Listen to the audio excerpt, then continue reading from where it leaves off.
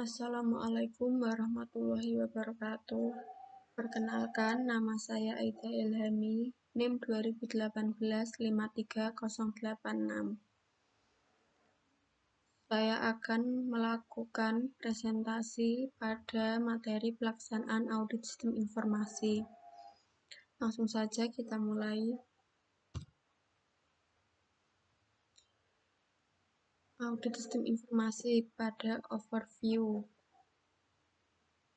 Pada perusahaan ada beberapa divisi dan ada satu divisi IT. Apakah divisi IT bisa membantu meningkatkan kinerja perusahaan? Proses audit TI yaitu continuous improvement. Pada output akan menghasilkan nilai maturity level 1-5 dan yang kedua rekomendasi. Selanjutnya ada perumpamaan auditor sistem informasi.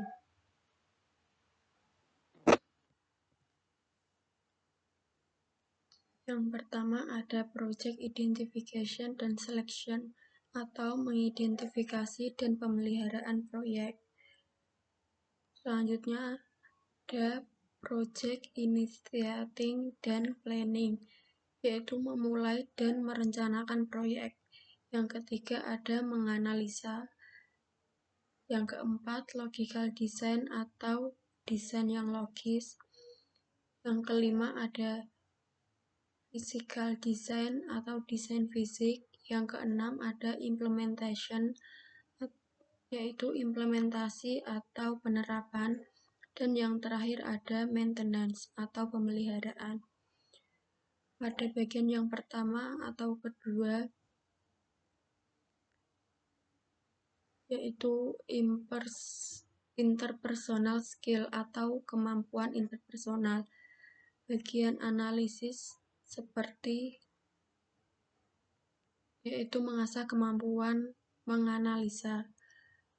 Selanjutnya pada bagian desain logis dan desain fisik, mengasah kemampuan manajemen.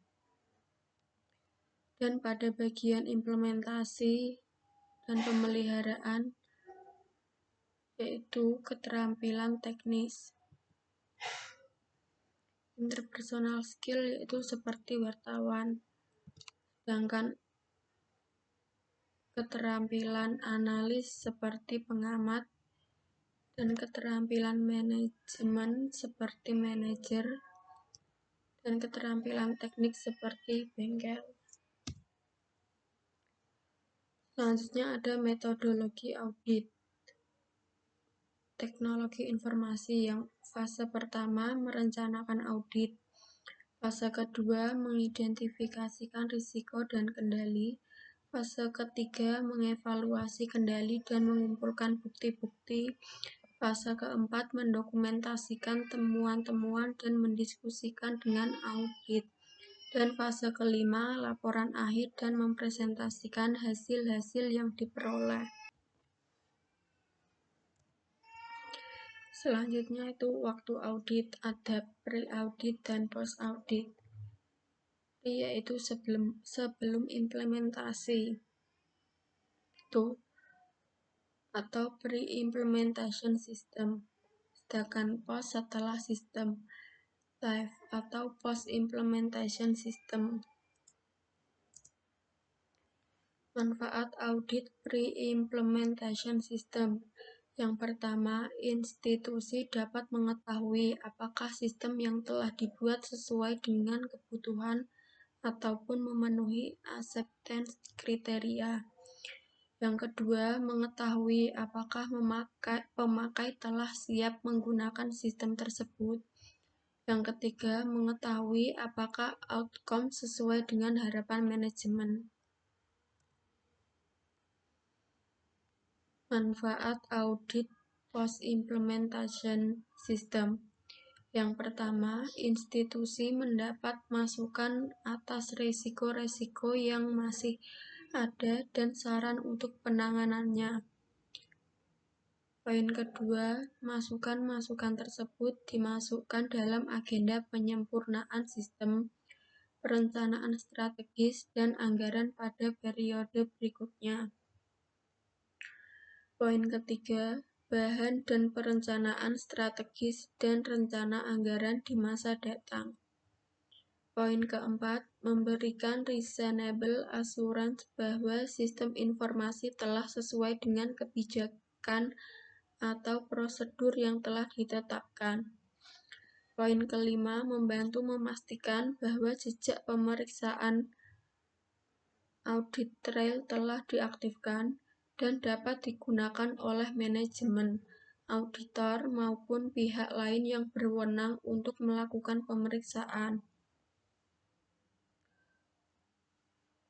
Yang keenam, membantu dalam penilaian apakah initial proposed values telah terrealisasi dan saran tindak lanjutnya.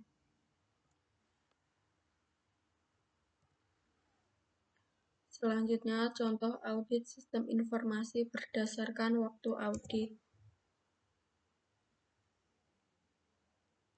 Contoh audit pre-implementation. Yang pertama ada audit rancangan sistem. Yang kedua, audit rancangan database. Yang ketiga, audit rancangan interface. Yang keempat, audit arsitektur jaringan. Dan yang kelima, audit rancangan sekuritas sistem. Saya akan menjelaskan dari masing-masing contoh audit pre-implementation. Yang pertama, audit rancangan sistem. Audit ini dilakukan untuk melihat apakah rancangan sistem yang dibuat telah sesuai. Contohnya seperti apakah model yang digunakan sesuai formatnya atau tidak. Yang kedua, apakah rancangan dapat menimbulkan ambigu atau tidak. Yang ketiga, apakah rancangan memunculkan tidak sesuai fungsinya. Yang keempat, apakah setiap proses dilakukan oleh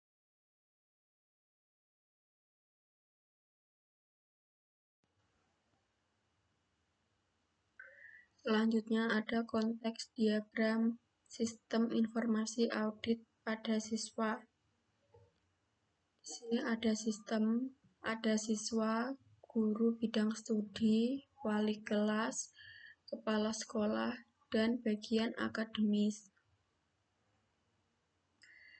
Yang pertama, dari sistem ke guru bidang studi. Ada absensi ujian beserta lembaran jawaban. Dari guru ke sistem ada soal ujian, form data nilai yang telah diisi. Selanjutnya dikirim ke pihak wali kelas, ada rapot, laporan nilai siswa rapot setelah ditandatangani. Dari wali kelas ke sistem yaitu rapot. Selanjutnya ke bagian akademis, dari sistem mengirim ke akademis soal ujian, absensi ujian, lembaran jawaban, dan form data nilai yang telah diisi. Dari bagian akademis ada soal ujian, absensi ujian, lembaran jawaban, laporan nilai siswa. Dari sistem ke siswa ada soal ujian, absensi ujian, rapot setelah ditandatangani. Dari siswa ada lembar jawaban, absensi ujian, dan rapot. Selanjutnya kepada pihak sekolah. Dari sistem ke kepala sekolah rapot, dan kepala sekolah ke sistem.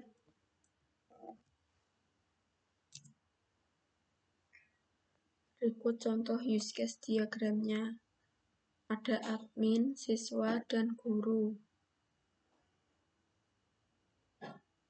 Admin login.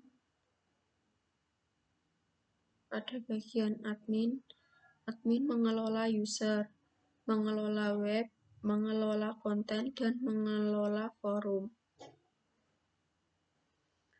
Sedangkan siswa membaca materi ajar dan mengerjakan ujian.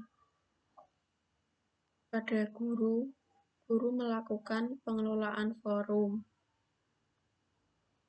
mendaftar atau mengubah grup, membuat jurnal atau materi ajar, dan membuat paket ujian atau soal ujian. Siswa juga dapat mengelola forum. Berikut ada include dan extend.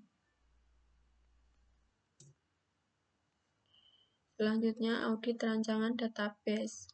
Audit ini dilakukan pada rancangan database, meliputi rancangan IRD, apakah sudah benar.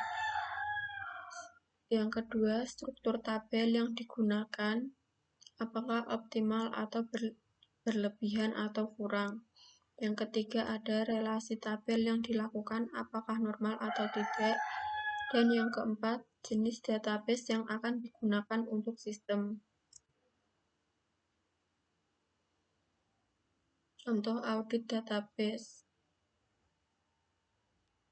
Ini yang tabel sebelum diaudit dan ini tabel setelah diaudit.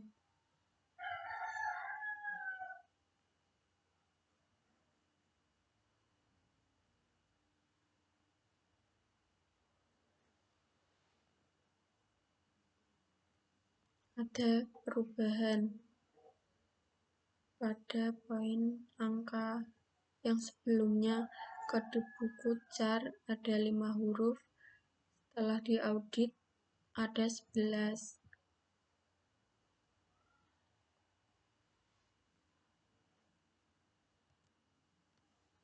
Selanjutnya ada audit rancangan interface.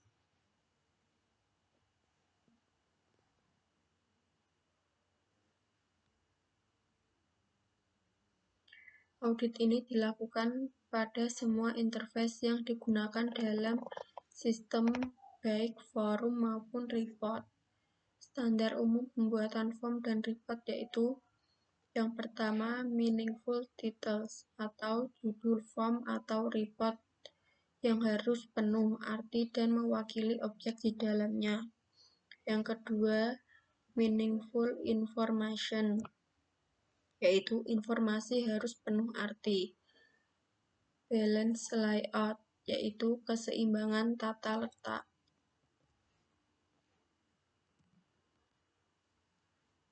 Yang keempat ada audit arsitektur jaringan.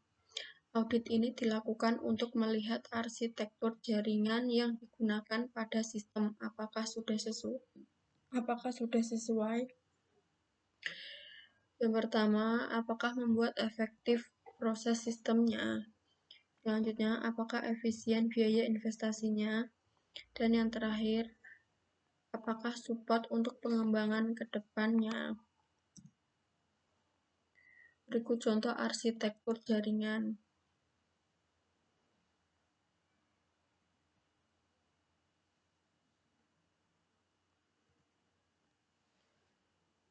Selanjutnya, audit rancangan sekuritas sistem, yaitu audit ini dilakukan untuk melihat rancangan keamanan yang digunakan dalam sistem. Apakah ada sekuritas pada jaringan komputer tersebut? Yang kedua, apakah sekuritas untuk login ke sistem sudah menggunakan enkripsi yang baik atau belum? Dan apakah ada pelevelan hak akses bagi pengguna sistem? Contoh audit post-implementation.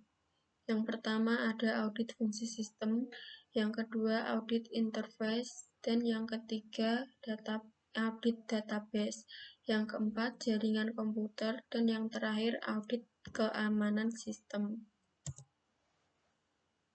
Contoh hasil audit. Layanan di Direktorat Pembinaan Kursus dan Kelembagaan. Yang berbasis web dapat diakses oleh berbagai macam web browser. yaitu memiliki standar dan existing. Pada media penyediaan data, menggunakan database MySQL, SQL Server, dan Oracle.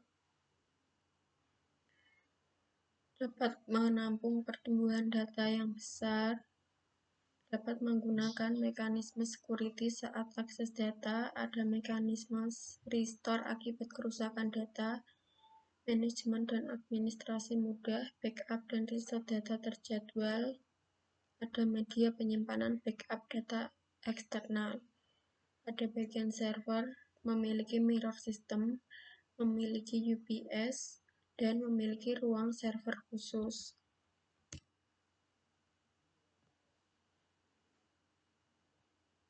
Pada jaringan telekomunikasi, ada jaringan yang digunakan cukup lancar, dapat menggunakan attachment pada bagian pengamanan sistem, menggunakan user ID dan password. Terdapat leveling hak akses data dan app. Ada otorisasi, menggunakan enkripsi dalam pengiriman data, menggunakan audit trail. Pada workflow, yaitu bila bersifat transaksi perlu adanya workflow. Ada dokumentasi aplikasi, dokumentasi hardware, dokumentasi jaringan.